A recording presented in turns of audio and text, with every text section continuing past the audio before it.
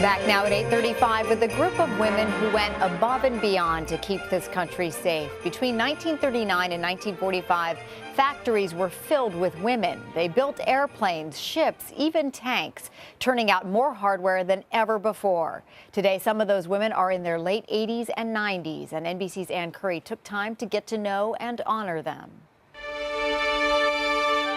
Countless images from World War II have settled into our collective memory. They tell the story of a world in turmoil and the bravery of the soldiers who set it right. But one image has come to represent the revolutionary stateside army behind those men, a wartime poster of a girl they called Rosie, Rosie the Riveter. I worked as a riveter and a bucker. I was an inspector, A lab technician. I made machine guns. I was a welder. Rosie symbolized all the women who replaced their aprons with power tools, stepping out of the shadows and up for the cause to build arms for the soldiers abroad. Now, nearly 3/4 of a century later, some have only just begun to tell their stories. This is December 8th. Pearl Harbor had been bombed. 2,400 Americans killed. Here in an old factory where several of them once built naval ships, 50 Rosies look back. I heard it on the little radio. December 7, 1941, a date which will live in infamy. I'm 17, and I just stood and listened to it, and it was so sad, all those boys getting killed, you know. We knew it was going to be war. When our boys started leaving class, you knew they might not come back, and it was terrible. All the newspapers was putting ads in asking the women to go to the defense plants. Over 1 million women answered that call. American women are alert to the dangers which threaten our democracy today.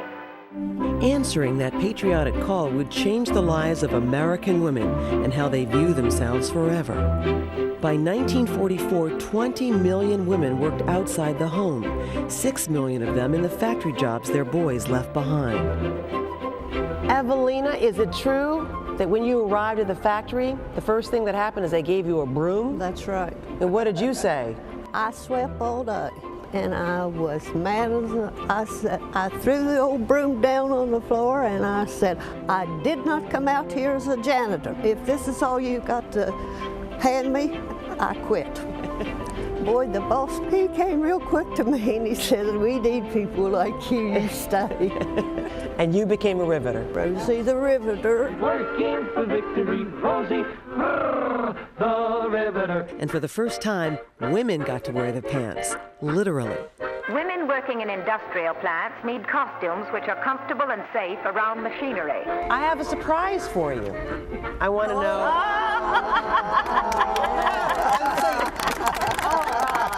Great granddaughter. Did anybody wear overalls that looked a little bit like this? I wore coveralls. The thing is, before these coveralls, women didn't wear pants. No. And I see a lot of you have taken still to wearing pants. Many of them, still teenagers, were given just weeks of training for jobs the men before them had years to learn. I didn't even know how to fry an egg when I went to work. I didn't do anything except have a good time and walk and laugh and cut up. Agnes was the first woman to operate a crane in your factory. Here's my license. The boss, he said, these boys now are leaving for the service. So it's going to be up to you women to start operating the cranes and the truck. And he reached in his pocket and he says, here, Agnes, here's your license. Thousands of women are here engaged with deft fingers and patriotic devotion. Soldiers' lives shielded by the machines they pieced together, knowing one sloppy rivet could bring down a plane. Are the people that are trying to use it going to be killed because of me, of something that I didn't know how to do? That was the main worry. We had to get this work done so we could get the end of the war. We had to get the boys home. Which specifies the unconditional surrender of Japan. Over the intercom came these words: war ends. We could go home. And people went wild.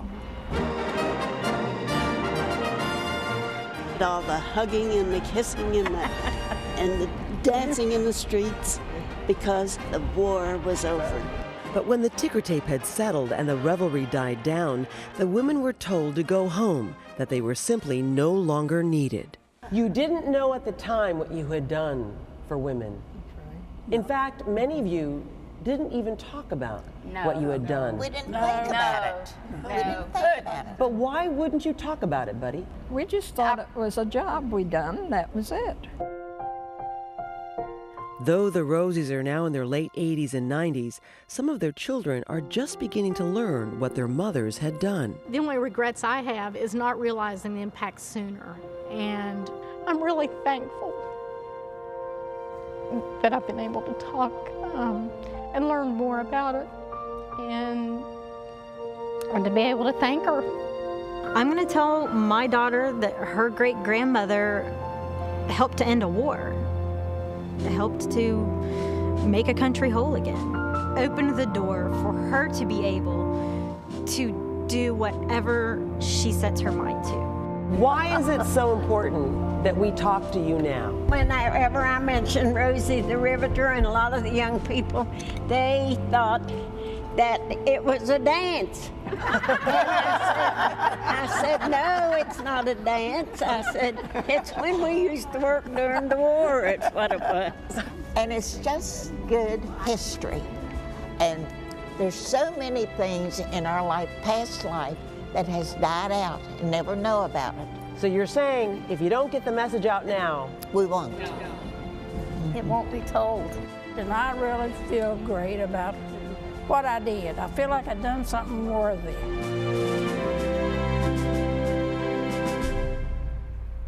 Ann Curry with that portrait of those amazing women.